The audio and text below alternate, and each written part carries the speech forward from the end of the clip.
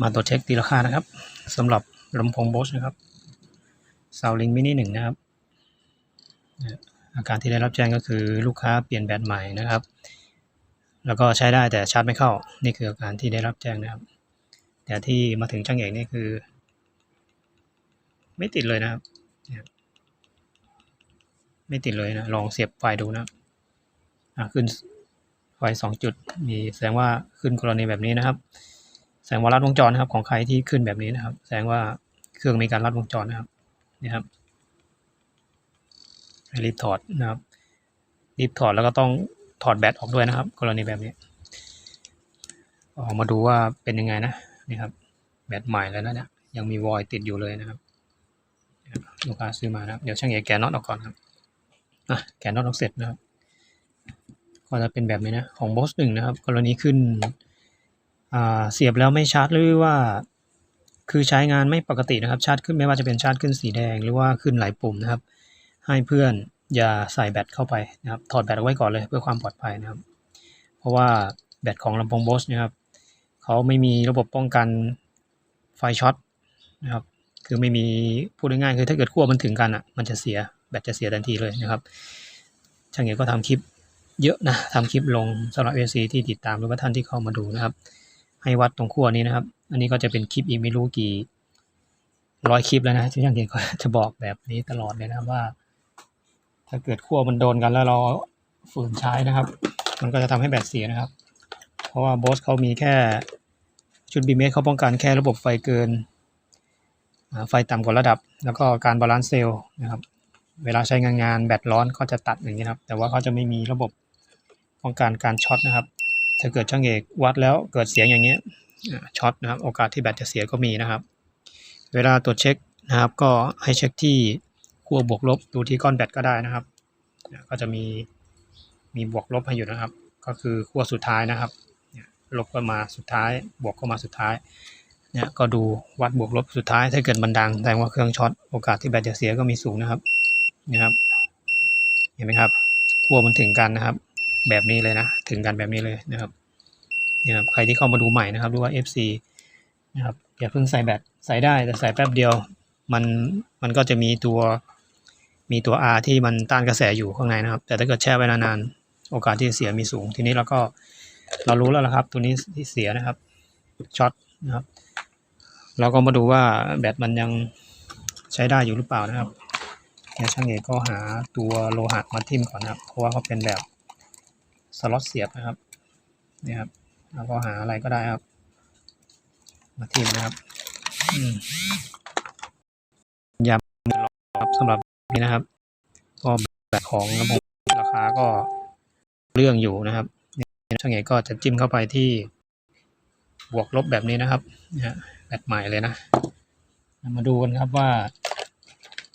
ไฟจะมากี่โวลต์นะครับแบต 7.4 โวลต์นะครับแบต 7.4 โวลต์นะครับจะขึ้นกี่โวลต์มาดูครับ 7.4 ก็น่าจะ6นะครับ7ก็อยู่ประมาณนี้นะครับเพื่อนก็ดูนะเขาต้องขึ้นมาอยู่ประมาณนี้นะครับก็วัดไปเหมือนเดิมนะเนี่ยขึ้นอยู่ประมาณนี้นะมันจะต้องไม่ต่ำกว่า6พูดง่ายๆนะครับเพื่อนดูนะครับโอ้เมื่อกี้แทบจะร้องได้ยินเสียงนะครับไม่ได้ปรับโวลต์มีหน้ามันร้องนะครับ 7.4 ช่างเอกปรับไปที่10นะครับ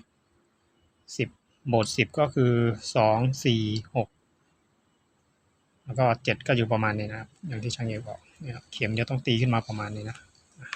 ทีนี้เราก็ดูครับเข็มจะตีขึ้นมาแค่ไหนนะครับนี่ครับมันไม่ตีครับเห็นไหมนี่ครับนี่ครับก็จะเป็นลักษณะอย่างนี้นะครับมีแบตของทางร้านอยู่ไหมลองดูตัวนี้ก็ได้ครับอันนี้เป็นแบตของทางร้านนะครับเป็นแบตเทียบเท่านะครับช่างเอกก็เสียบเข้าไปเหมือนเดิมครับแบตเทียบเท่านะครับเป็นแบตที่ช่างเอกเอาไว้ซ่อมงานอยู่แล้วนะครับเนี่ยบวกลบก็เหมือนเดิมครับมิเตอร์เข็มมิเตอร์มัลติมิเตอร์อะไรมันก็เหมือนกันครับเข็มก็จะตีมาประมาณนี้7.4ก็ประมาณนี้นะครับลองดูนะครับตรงประมาณนี้นะดูเข็มนะครับจิ้มไปครับมองเห็นไหมนี่ครับมันจะต้องขึ้นเห็นไหมขึ้นเกือบตอนนี้7.5 6 7 7 6นะครับก็ถือว่าแบตมีไฟเลยทีเดียวนะครับเกือบ8โวลต์นะครับถือว่าแบตโอเคเลยนะครับทีนี้เราลองเอาแบตที่มันใช้ได้ลองดูนะครับใส่เข้าไปในระยะเวลาที่มันไม่นานนะมันก็จะมีค่าความต้านทานได้อยู่นะครับมาดูว่ามันจะเปิดติดไหมนะครับกรณีที่แบตเสีย O นะคงจะเปิดไม่ติดแล้วครับเห็นไหมขึ้นช็อตเลยนะครับเนี่ยช่างเอกต้องรีบออกนะครับแบบนี้เลยนะครับ ก็มาดูคร่าวๆครับช่างเอกจะยังไม่รื้อนะครับเพราะว่าต้องให้ท่านเจ้าของเขายืนยันในการซ่อมก่อนนะครับว่าสาเหตุอะไรมันเป็นแบบนี้เนี่ยฮะสาเหตุอะไรเห็นไหมครับเนี่ยชุดฟองน้ำนะครับกลายเป็นน้ำนะครับมองเห็นไหมครับช่างเอกจะไม่จับนะครับเพราะว่ามันเหนียวนะครับเนี่ยชุดฟองน้ำเขาเสียนะครับเห็นไหมมันจะเหนียวนะครับเหนียวเกิดความชื้นลงมาที่บอร์ดนะครับเห็นไหมไอซีต่างๆช่างเอกจะเน้นย้ำตลอดเลยครับเวลาที่เราซื้อแบตมาอย่าเพิ่งใส่เข้าไปนะต้องเช็คพวกนี้ก่อนครับเหนียวไปหมดเลยนะครับจริงๆมันจะมีบอร์ดอีกตรงจุดนี้นะครับจะมีสายลำโพงมากองกันอยู่นะครับที่ตรงจุดนี้นะครับแล้วก็เป็นบอร์ดเกี่ยวกับพวกเสียงนะครับอยู่ตรงนี้ไอ้ตรงนี้เป็นบอร์ดชุดคอนโทรลครับเราจะวิ่งมาตรงจุดนี้ก็จะเป็นบอร์ดระบบชาร์จนะครับให้ดูตรงจุดนี้ก่อนก็ได้ครับว่ามันช็อตนี่ครับชุดสายแพรมองเห็นไหมชุดสายแพรนะครับโอ้ลดไปหมดเลยนะเห็นไหมเนี่ยสายแพรนะครับเห็นไหมว่าประมาณสัก5-6 พินนะครับตรงจุดนี้นะครับมันรวมกันนะครับ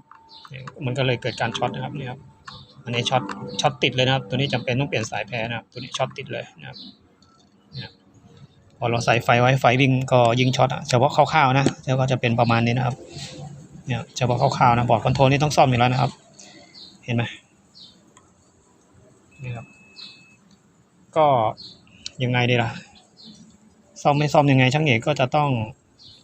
จะแกะเฉพาะส่วนของลำโพงออกมานะครับก็จะทำการตรวจเช็คให้นะครับว่า